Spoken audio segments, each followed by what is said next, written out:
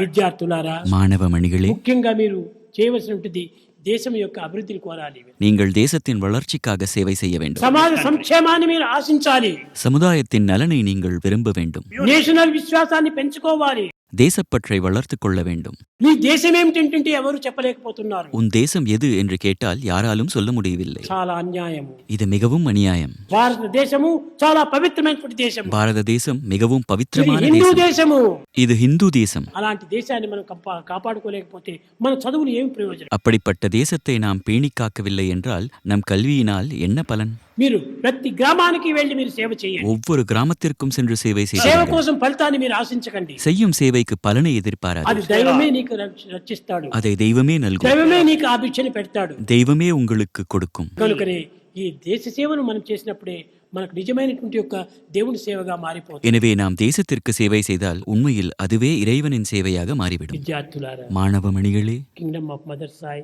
విద్యార్థినులారా, kingdom of mother சாயின் మీరు மாணவியரே, చేసేటువంటి సేవలు చాలా సంతోషంగానే ఉంటున్నాయి. కానీ ఇంకా మించినటువంటి సేవలుగా మీరు చేయాలని నేను ఆశిస్తున్నాను. நீங்கள் செய்யும் சேவைகளால் மிக சந்தோஷமாகவே உள்ளது. இருப்பினும் நீங்கள் மேலும் நிறைய சேவை செய்ய வேண்டும் என நான் விரும்புகிறேன்.